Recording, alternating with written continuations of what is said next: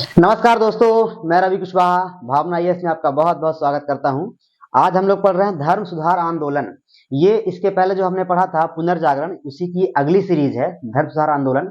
देखिए, मध्यकाल में यूरोप में क्या होता है कि जो सामंत वर्ग था और चर्च था, जो चर्च का पोप था, इन दोनों की साठ गांठ से वहां इतनी ज्यादा बुराइयां हो गई, वहां इतना ज्यादा प्रॉब्लम होने लगा कि उन सबको टैकल करने के लिए जो वहां के लोग थे, जो यूरोप था, उनसे लड़ने के लिए उन्होंने एक आंदोलन किया।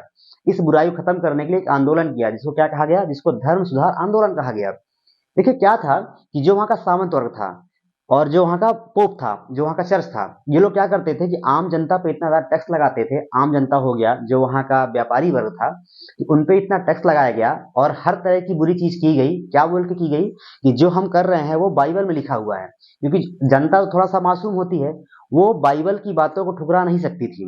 अगर कोई पादरी ये बोल रहा है कि जो आप मुझे टैक्स दे रहे हो ये बाइबल में लिखा हुआ है, और चाहे जितना मनमाना टैक्स लेना था, वो सारा टैक्स कहाँ से ले रहे थे, जनता से ले रहे थे। अब क्या बोल के ले रहे थे कि बाइबल में लिखा हुआ है। अब जनता बोली, जनता बेचारी टैक्स देती थी, तो उसी सबको ट्रैकल करने के लिए वहां पे एक आंदोलन छिड़ा यूरोप में।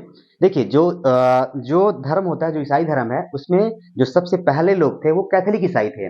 तो कैथोलिक ईसाई ने, मतलब ये जो चर्च था, जो ये पोप थे शुरू के, ये सारे कैथोलिक ईसाई पे ही थे। जो कैथोलिक ईसाई के बाद जो लोग इससे बचने के लिए, जिन्होंने प्रोटेस्ट किया, जिन्होंने इसके खिलाफ आंदोलन किया, उसका नेतृत्व एक व्यक्ति ने किया था जिसका नाम था मार्टिन लूथर। मार्टिन लूथर के नेतृत्व में एक नई धारा निकली कैथोलिक ईसाई से, जिसका नाम था प्रोटेस्टेंट धर्म। जिन्होंने प्रोटेस्ट किया, जिन्होंने आंदोलन किया इस धर्म के खिलाफ, इस बुराई के खिलाफ, तो उस धर्म से जो एक धारा नई निकली, उसका नाम था प्रोटेस्टेंट धर्म। तो प्रोटेस्टेंट धर्म ही जो था वही मेन था, क्या, वही धर्म सुधार आंदोलन के बारे में वही मेन काम कर रहा था। और वहीं से ये जब इसका पूरा उसने आंदोलन किया और चीजों को वहां से छुटकारा दिलवाया। आइए हम समझते हैं कि क्या क्या कारण रहे इसको, इस धर्म के जो ये सुधार आंदोलन हुआ, इसे क्या क्या कारण थे, आइए समझते हैं। सबसे जो पहला कारण था वो था चर्च में व्याप्त बुराई। देखिए, जो चर्च था वहां, जो वहां पे चर्च था यूरोप में, उसमें इतनी ज्यादा बुराइयां आ गई थी कि वहां का जो पादरी वर्ग था, जो वहां का पोप था, मेन बेसिकली पोप पोप इतना ज्यादा वहां का पावरफुल हो चुका था चर्च का, कि वही सब कुछ काम कर रहा था। वो लोगों पर टैक्स ले रहा था, और टैक्स भी बहुत हाई ले रहा था। चाहे वहां का व्यापारी वर्ग हो, चाहे वहां का किसान वर्ग हो, मजदूर वर्ग हो, लोग इतना परेशान हो चुके थे।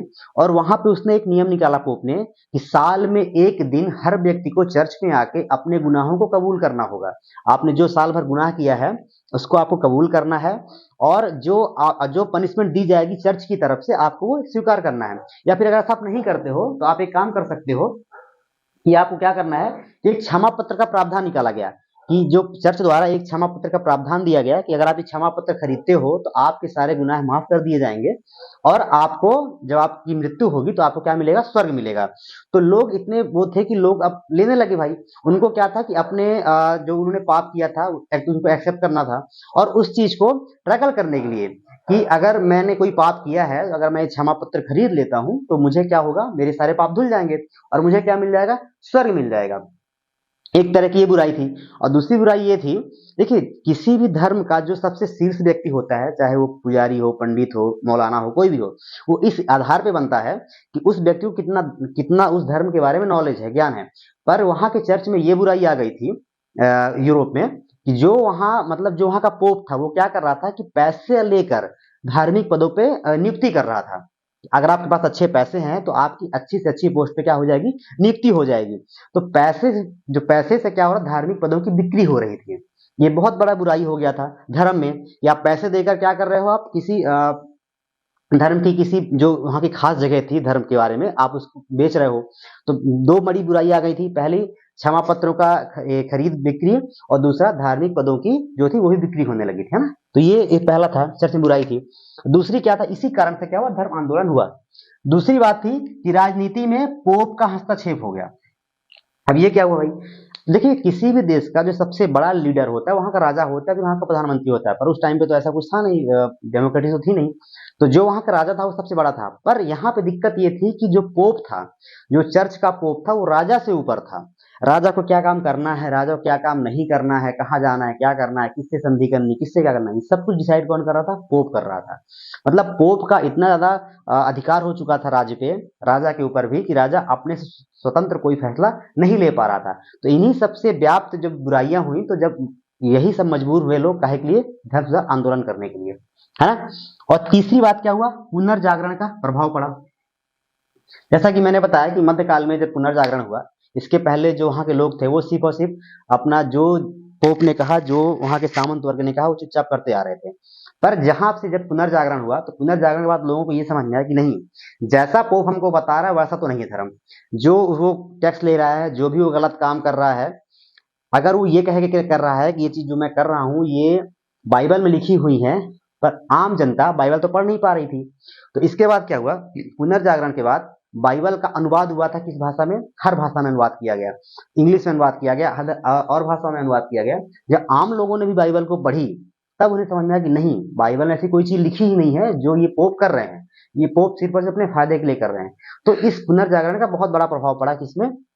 बहुत मेन कारण बना था धर्म सुधार आंदोलन के लिए। ठीक है। चौथी बात इसमें क्या थी? राष्ट्रीय भावना का विकास हुआ। देखिए, राष्ट्रीय भावना का विकास का मतलब ये हुआ कि लोगों में वहां जब जब चर्च के द्वारा जो व्याप्त बुराइयां थी, जो चर्च में इतना वहां पे लोगों को परेशान कर रहा, तंग कर रहा था, इसी बीच ये भी देखा गया कि जो वहां पे डाइवोर्स के रेस बहुत बढ़ रहे थे। पहले शादी क्या होती थी, वहां भी एक अच्छी स्तर पे होती थी, पर इस सब के बाद वहां पे क्या हो रहा, जो शादियां थी वो सिर्फ कॉन्ट्रैक्ट बेस हो गई। वहां पे जो डाइवोर्स था, जो तलाक के मैटर बढ़ने लगे, लोगों में ये समझ में आया कि नहीं, कुछ ना कुछ तो दिक्कत है, ये जो चर्च कर रहा है, जो पोप कर रहा है, ये सही नहीं कर रहा है। तो क्या हुआ कि जो वहां के लोग थे वो क्या किए, जो पोप था इसको विदेशी मानने लगे, और यहाँ से भगाने के लिए वो पूरी प्लानिंग करने लगे। उनको अपने देश प्रति ज्यादा भावना आई, देश के लिए वो ज्यादा सतर्क हुए, देश के लिए वो ज्यादा उनके अंदर राष्ट्रीय भावना आई। और ये पोप और पादरी जो ये पूरा कल्चर था, इसको पूरा वो मिटाने के लिए, पूरा खत्म करने के लिए क्या करने लगे, जद्दोजहद करने लगे। और इसी के आगे चलकर यही सब कारण बना किसका? धर्म सुधार आंदोलन का। इसमें आर्थिक कारण बना। अब देखिए, आर्थिक कारण क्या होता है? आर्थिक कारण का मतलब ये हुआ कि जो लोग थे, जब वो इतना धन कमा रहे थे, जब लोग चाहे व्यापारी वर्ग हो, चाहे फिर वहां का जो वहां किसान वर्ग था, वो धन तो कमा रहे थे, पर धन कमाने के बाद क्या कर रहे थे कि सारा अपना आधे से ज्यादा धन किसको दे आ रहे थे? पोप को दे आ रहे थे, चर्च में चढ़ा दे रहे थे। उनके पास कोई पैसा बचता नहीं था। तो जब वो लोग इतने परेशान हुए कि यार मैं इतनी मेहनत भी करता हूँ, मेरे पास कुछ बचता भी नहीं है, तो फिर क्या हुआ कि वो लोग भी समझ गए कि नहीं यार, कुछ तो गड़बड़ है, मतलब ये कहीं ना कहीं सब चीजें गलत ही हो रही है। तो इन सबको देखते हुए भी लोगों में क्या हुआ? आर्थिक असंतोष हुआ। जब आर्थिक असंतोष हुआ, तो लोगों ने भी क्या किया, इस फिर वहीं से धर्म सुधार की एक नींव पड़ी। हाँ, ये भी एक कारण माना जाता है। और छठवां क्या है? धर्म सुधारकों का प्रभाव। देखिए, जब सब कुछ हो रहा था, उसी टाइम पे क्या हुआ, कुछ लोग ऐसे निकल के आए समाज में जो लीड करने लगे चीजों को। देखिए, गुस्सा हर इंसान के अंदर होता है, पर चीजों को एक लीडर जब तक नहीं होता है तो चीजें बेहतर नहीं हो पाती हैं। तो कुछ सुधारक आए, कुछ फिलोसफर आए, जिन्होंने क्या किया, लीड किया चीजों को, और उन्होंने क्या किया, इन सब के बारे में जागरूक किया लोगों को। जैसे कि मैंने जैसे बताया कि बाइबल को हर भाषा में ट्रांसलेट करना, चीजों लोगों तक हर बात को पहुंचाना, और और हर उस बात को बताना जो चर्च मना कर रहा, जो चर्च गलत बोल रहा था, पोप आपको गलत बता रहा था। इनमें दो व्यक्तियों का नाम बड़ा इंपॉर्टेंट है। एक व्यक्ति थे वाइक्लिफ। वाइक्लिफ एक ऐसे व्यक्ति थे जिन्होंने क्या किया था कि जो बाइबल था बाइबल का उन्होंने इंग्लिश में अनुवाद किया था। जब उन्होंने इंग्लिश में अनुवाद किया, तो जो वहाँ का आम जनमानस था, जो वहाँ के यूरोप की जो आम पब्लिक थी, उसने क्या की, जब उसने बाइबल खुद पढ़ी, तब समझ में आया कि नहीं यार, ये जो चर्च वाले बता रहे हैं, जो ये पोप बता रहा है, ये गलत बता रहा है। और फिर 1401 में, अगर मैं गलत नहीं हूँ, हाँ, 1401 में इंग्लैंड में एक कानून पास होता है।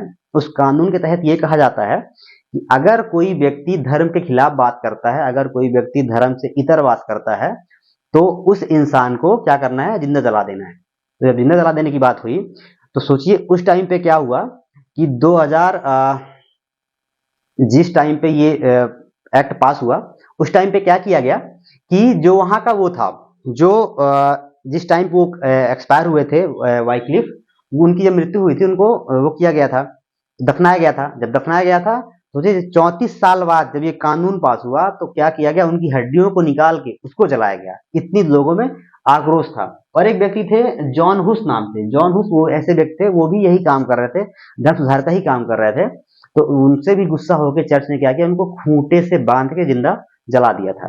तो ये यही सब कारण बने थे किसके लिए, धर्म सुधार आंदोलन के लिए बने थे। अब प्रभाव क्या क्या था उसका, देखिए जो प्रभाव पहला हुआ वो प्रोटेस्टेंट धर्म का उदय हुआ। जैसा कि मैंने कहा कि जो ये कैथोलिक धर्म था, जो कैथोलिक शाखा थी ईसाई धर्म की, उसी के जो ये पोप लोग थे उसी शाखा से निकले हुए थे। तो जो उसको असंतोष जना, जो असंतोष भरा लोगों पे, जब उसको टैकल करने के लिए जो एक नई धारा आई, जो मार्टिन लूथर थे, जब उनके नेतृत्व में एक नई जो धारा बनी, जिसको हमने क्या बोला था, प्रोटेस्टेंट धर्म, जिन्होंने प्रोटेस्ट किया, इन सब पूरी बुराइयों के खिलाफ लड़ाई लड़ी, उन्हीं से जो धर्म निकला था उसे क्या बोला गया था, प्रोटेस्टेंट धर्म।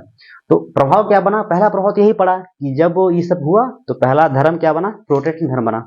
दूसरी बात क्या हुई कि राजा की शक्तियों में वृद्धि हुई। जब ये धर्म आंदोलन हुआ, पोप की शक्तियां कम हुई, जब पोप की बातों को कम माना गया, चर्च में विराम लगा, चर्च में बहुत बड़ा धक्का लगा, चोट लगा, जब सब पूछे इतना बेहतर हुई, तो फिर क्या हुआ, राजा की शक्ति बढ़ी। इससे पहले क्या हो रहा था, राजा की नियुक्ति भी पोप कर रहा था, राजा के सारे निर्णय पे हस्तक्षेप पोप का था। यहाँ पे क्या हुआ कि राजा की शक्तियां बढ़ गई और राजा स्वतंत्र होकर अपने निर्णय ले पा रहा था, अपने राज्य की नीतियां बना पा रहा था। तो ये भी एक बहुत बड़ा प्रभाव पड़ा इसके होने से। तीसरी बात क्या थी, समाज पर प्रभाव पड़ा। भाई देखिए समाज इससे पहले क्या था, समाज डरा हुआ था इससे पहले इनके बुराइयों से, चर्च वालों के, पोप से। ये इतना परेशान हो चुके थे ये लोग कि ये कुछ काम हम तो कर नहीं पा रहे थे। जहां कुछ करते इनके मतलब, आप कुछ भी काम करने से पहले आप कोई अपने मन की बात नहीं कर सकते थे, आप कुछ भी करने से पहले आपको पोप से परमिशन लेनी पड़ती थी। इससे की बात क्या हुआ कि समाज स्वतंत्र हुआ, समाज में हर चेतना उभरी, कई तरह की चीजें हुई। उस टाइम पे प्रिंटिंग प्रेस का आविष्कार भी हुआ जो गुटेनबर्ग द्वारा किया गया था। तो उससे क्या हुआ, चीजें थोड़ा सा फैली, ज्ञान विज्ञान चीजें बढ़ी, हर फील्ड में, कला के क्षेत्र में, साहित्य के क्षेत्र में, हर फील्ड में क्या हुआ, समाज का दायरा बढ़ा। तो इसी से क्या हुआ, समाज पर इसका बहुत अच्छा प्रभाव पड़ा। ठीक है, धार्मिक सुधार हुआ, जैसा कि मैंने बताया, सॉरी आर्थिक सुधार हुआ। आर्थिक सुधार कैसे हुआ, देखिए इससे पहले जितना भी जो टैक्स कलेक्ट हो रहा था पूरे देश से, वो टैक्स कहाँ जा रहा था, टैक्स चर्च जा रहा था, टैक्स पोप के पास जा रहा था। तो पोप के पास इतनी संपत्ति हो गई थी, चर्च के पास इतनी संपत्ति हो गई थी कि वो उस पे मतलब विलासिता के पे एकदम वो खोया हुआ था। जितने भी बुरे काम थे, आप मानो कि सब कुछ, सारे गंदे काम पोप कर रहा था, चर्च कर रहा था, क्योंकि सारा धन उसके पास आ रहा था, सारा टैक्स उसके पास आ रहा था। तो वो पूरी विलासिता की जिंदगी जी रहा था।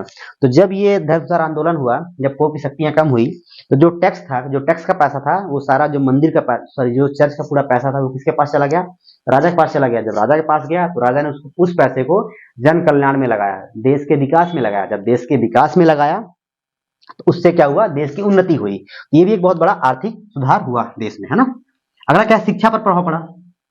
जैसा कि मैंने बताया कि जब ये धर्म सुधार आंदोलन हुआ, इसके बाद क्या हुआ, लोगों में ज्ञान विज्ञान की बढ़ी।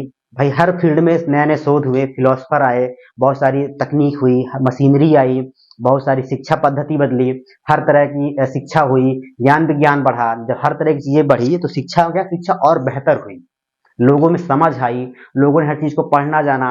बहुत बाइबल का हर भाषा में अनुवाद हुआ, तो लोगों ने हर चीज पढ़ी, लोगों को एक्चुअल बात समझ में आई। तो ये भी क्या, धर्म में, जो शिक्षा में एक बहुत अच्छा प्रभाव पड़ा इसका। और पांचवा, अगला लास्ट क्या है, चर्च में व्याप्त बुराइयों का अंत हुआ। जब इतना बड़ा आंदोलन हो गया तो जो चर्च में बुराइयां थी, जब चर्च में जो सब कुछ चल रहा था, जो भी काला काम चल रहा था, लोगों को परेशान करना, टैक्स लेना, पदों की नियुक्ति करना और क्षमा पत्र की बिक्री खरीद करना, जो भी चल रहा था, सब कुछ क्या हुआ, बंद हुआ और लोग वहां के थोड़ा सा इस सब चीज फ्री हुए। तो यही सब कुछ कारण थे, प्रभाव थे कि जो धर्म आंदोलन हुआ, इससे यूरोप क्या हुआ, पूरी तरह से मुक्त हुआ। और इसमें क्या हुआ, जो वहां का चर्च था, जो वहां का पोप था, उनका जो प्रभुत्व था लोगों पे, जो गलत काम कर रहे थे, उसमें कमी आई, है ना। तो आज के लिए बस इतना ही, अगली वीडियो फिर मिलेंगे। धन्यवाद, जय हिंद, जय भारत।